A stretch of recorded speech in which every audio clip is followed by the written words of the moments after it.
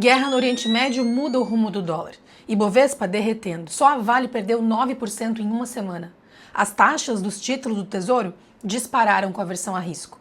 E em mais uma semana, a gente tem mais um ministro do STF sendo capa de jornal. Essa é a realidade de quem mora e investe no Brasil hoje.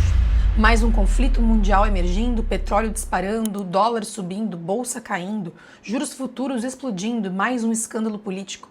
E se você abre o Instagram ou o YouTube, o conselho parece unânime. Bolsa Brasil já subiu demais, estou reduzindo minha posição em ações.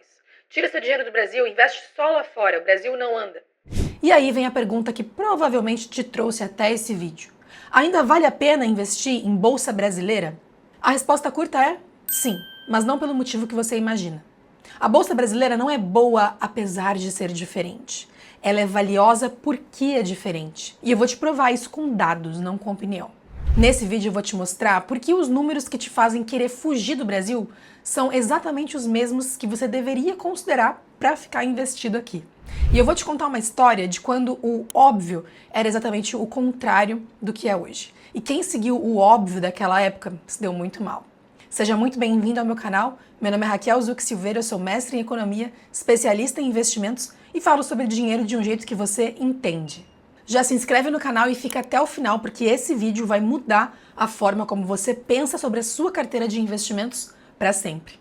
Antes de te mostrar por que a Bolsa Brasileira faz sentido, eu preciso ser honesta aqui. Se você olhar para o desempenho da Bolsa Brasileira de forma isolada, os números são realmente desanimadores. Eu não vou fingir que eles não são. Quem investe em Bolsa Brasileira está mesmo habituado a sofrer.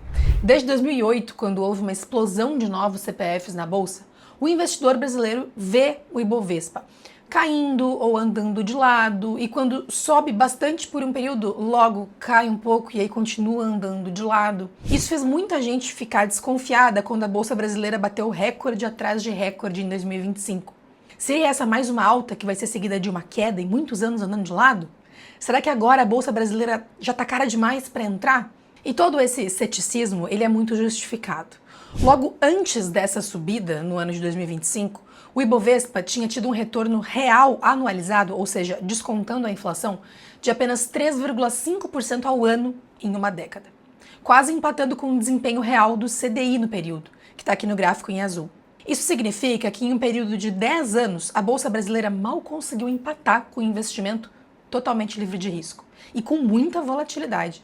Quem investiu na Bolsa Brasileira naquele período passou por impeachment, crise política em 2015, pandemia em 2020, conflitos no Oriente Médio, guerra da Ucrânia com a Rússia. Foi uma montanha russa para, no final, ganhar quase o mesmo que o investimento mais seguro de renda fixa. Então sim, se você olha para o Ibovespa de forma isolada, só com números, ele realmente não faz muito sentido na carteira de ninguém. Enquanto a Bolsa Americana batia recorde atrás de recorde da última década, a nossa ficava ali patinando, andando de lado ou subindo menos. Mesmo olhando todo o período, desde o início do Plano Real até hoje, é nítido que o mercado americano rende muito mais que o brasileiro, em reais. Tanto porque a nossa moeda é mais fraca que o dólar no longo prazo, já que a nossa inflação é muito maior, e também por uma questão de produtividade, tamanho e até qualidade das empresas que estão listadas na bolsa de lá. E aí você pensa, tá, Raquel, então por que eu deveria ter dinheiro aqui nesse país se o mercado americano simplesmente desempenha melhor? Essa é a pergunta certa. E a resposta vai te surpreender. Existe um princípio fundamental nas finanças que a maioria das pessoas ignora. Ele vem da tese de doutorado de um cara chamado Harry Markowitz, lá em 1952. E esse princípio basicamente criou o campo das finanças modernas. A ideia central é simples, mas extremamente poderosa. Um ativo nunca deve ser analisado isoladamente. O que realmente importa é a contribuição dele para a carteira como um todo. Deixa eu traduzir isso aqui para a vida real. Imagina que você está montando um time de futebol. Você não vai escolher 11 atacantes só porque atacante é o cara que faz o gol. Você precisa de um goleiro, de um zagueiro, de um meio-campo. Cada jogador vai ter uma função e olha que nem de futebol eu entendo e já é óbvio para mim. Porque as peças se complementam. Cada peça, ela não é individualmente a melhor. Com investimentos é a mesma coisa. A pergunta não é, esse ativo aqui é bom sozinho. A pergunta é, como esse ativo se comporta junto com os meus outros ativos? E para descobrir isso, a gente tem que olhar a correlação. A correlação mostra pra gente, basicamente, como que um ativo se comporta em relação ao outro. Se a correlação do ativo A com o ativo B é 1, significa que se o B cai 1, o A cai 1 também. E também significa que se o A sobe 1, o B também sobe 1. Eles andam juntos, igualzinho.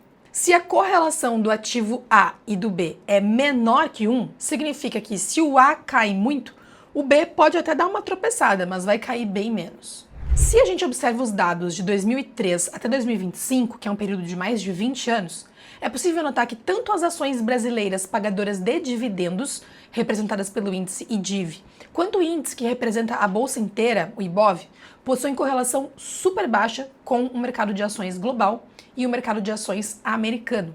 O IDIV e o mercado americano têm uma correlação de 0,11. Isso significa que eles combinam muito bem numa carteira, porque quando um vai muito mal, o outro não vai. E isso reduz a volatilidade geral da carteira, ou seja, que ele sobe e desce sem comprometer o retorno total da carteira. Na prática, isso significa que quando a gente olha Brasil e mercado americano em reais, eles dançam em ritmos diferentes. Quando um sobe, o outro não necessariamente vai acompanhar. Quando um cai, o outro muitas vezes segura a queda ou sobe. E é exatamente isso que faz a mágica acontecer. Quando você combina dois ativos que não andam juntos, os movimentos contrários se anulam parcialmente. Um lado da gangorra sobe enquanto o outro desce. E o resultado disso é que o portfólio como um todo se move de uma forma muito mais suave do que cada uma das partes individualmente.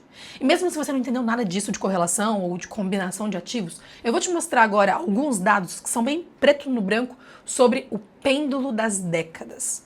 Pegando o gráfico do Ibovespa e do mercado americano, representado aqui pelo SP500 em reais, desde o início do plano real, dá para ver bem direitinho que de vez em quando um supera o outro, com o Ibovespa em laranja ficando abaixo da linha verde e às vezes acima. Isso já ilustra um pouco do conceito da correlação baixa que a gente comentou logo antes.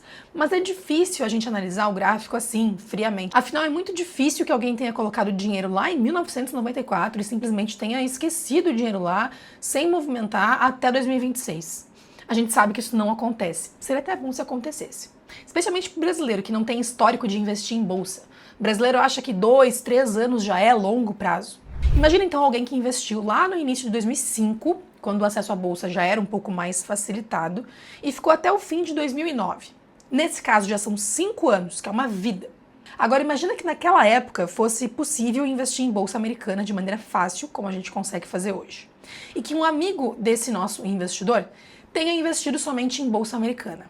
Nesse período, a bolsa brasileira rendeu 165% positivo. No mesmo período, o SP500 em reais, ou seja, considerando também a variação do dólar, destruiu quase 40% do patrimônio de quem investiu nele. E não foi só nesses 5 anos. Para quem começou a investir em 2005 até 2014, o Brasil continuava ganhando da bolsa americana. Foram quase 10 anos de domínio brasileiro. E por que isso aconteceu? O superciclo das commodities. A China estava crescendo a taxas absurdas. Os caras estavam construindo cidades inteiras, totalmente do zero. E eles precisavam, naturalmente, de minério de ferro, de soja, de petróleo. O Brasil, sendo um gigante exportador, surfou uma onda de riqueza sem precedentes na época. Segundo, foi a década perdida americana. Então, enquanto o Brasil voava, os Estados Unidos estavam tentando se recuperar do estouro da bolha das .com lá no início dos anos 2000, dos impactos econômicos do 11 de setembro e logo em seguida veio a crise do subprime em 2008, a maior crise financeira desde 1929. E terceiro, o efeito câmbio. Como o Brasil estava atraindo rios de dólares por conta das exportações e dos juros altos, o dólar derreteu. Quem investia no SP500 levava 2 rasteiras naquela época. A bolsa americana caía e o dólar caía frente ao real. Agora eu quero que você se coloque naquele momento, quase fisicamente. Vamos supor que em 2008 você está lá conversando com amigos, família, colegas de trabalho, acompanha o noticiário. Todo mundo que investiu no Brasil está comemorando. A bolsa dobrou, triplicou. E quem investiu nos Estados Unidos perdeu dinheiro. Se alguém naquela época te sugerisse colocar boa parte do seu patrimônio em bolsa americana, você ia achar que a pessoa estava doida. Esse é o viés da recência, que é a tendência de achar que o passado recente vai se repetir indefinidamente para o futuro. Se você estivesse investindo naquela época e chegasse lá em 2010 e você olhasse para o retrovisor, o óbvio seria colocar tudo no Brasil. Por que você colocaria dinheiro lá fora? E se você tivesse feito isso, seguido o óbvio, você teria perdido a maior alta da história americana na década seguinte. A década da Apple, Amazon, Microsoft, Nvidia. A década que transformou quem investiu em SP500 num vencedor absoluto. E é exatamente o mesmo viés que está acontecendo hoje, só que invertido. Nos últimos 10 anos, a Bolsa Americana foi a melhor disparado, porque a tecnologia americana dominou e o Brasil patinou. Mas o mercado financeiro é um pêndulo, ele vai de um extremo a outro. E quem aposta 100% num vencedor único está fadado a sofrer quando o pêndulo virar, e ele sempre vira eventualmente. A solução não é tentar adivinhar qual país vai ganhar a próxima década. Ninguém consegue fazer isso, pelo menos não de forma consistente ao longo de muitos anos. A solução é ter mais de um mercado na carteira e aceitar que, como você não tem bola de cristal para adivinhar os próximos 10 a 20 anos, a sua melhor opção é apostar em ativos descorrelacionados. Por mais que você e eu tenhamos a convicção de que o mercado americano vai ser o mercado que mais vai subir nos próximos 30 anos, ainda tem um outro ponto que você não pode ignorar: o fator comportamental. Friamente analisando os números, você não é obrigado a investir em bolsa brasileira, mas é obrigado a investir em bolsa americana. A exposição ao crescimento das maiores economias do mundo é inegociável numa carteira de longo prazo para quem tem renda variável. Da mesma forma, você não é obrigado a investir em renda fixa americana, mas é obrigado a investir em renda fixa brasileira, porque é aqui que você mora, é aqui que você gasta, é nessa moeda que você paga suas contas e provavelmente é aqui que você vai se aposentar. Esse é o mínimo, tá? Arroz com feijão dos números. Agora, trazendo isso para a vida real, vamos supor que você construa uma carteira teoricamente perfeita, 100% em bolsa americana, porque é o que a planilha vai mandar, de acordo com os números, é o que rendeu mais. E aí vem um novo período como 2005 a 2014. Brasil bombando, bolsa americana caindo, dólar derretendo. Por muitos anos você vai ver seus amigos ganhando dinheiro. Vai ver notícias dizendo que o Brasil é o queridinho do mundo. Vai ver a bolsa brasileira subindo 100, 150%, enquanto a sua carteira americana perde 30, 40%. Você iria aguentar? De verdade? A maioria das pessoas não aguenta. Elas vendem no pior momento, depois de anos de frustração, e compram só depois que já subiu. Compram caro, vendem barato. Esse é o erro mais comum do investidor pessoa física. Mesmo entre aqueles que já estudaram muito. Uma carteira que funciona na planilha só serve se você conseguir manter ela na vida real. E manter uma carteira 100% num país estrangeiro, numa moeda estrangeira, durante uma década muito boa para o seu próprio país é muito mais difícil do que parece. Tá, Raquel, entendi que faz sentido ter bolsa brasileira na carteira como um ativo estruturante para sempre. Mas como é que eu faço isso na prática? Eu escolho quais ações? Essa é uma pergunta muito importante e a resposta é: você não escolhe ações. Eu não enlouqueci. Você compra o mercado inteiro ou uma fatia do mercado inteiro via ETFs.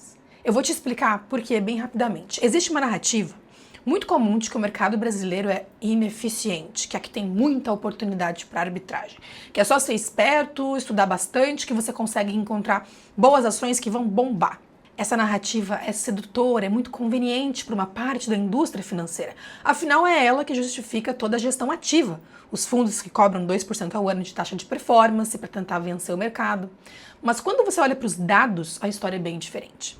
Segundo o relatório Spiva, que é a referência global nesse assunto, em horizontes de 5 a 10 anos, mais de 80% dos fundos de ações no Brasil perdem dos próprios índices de referência.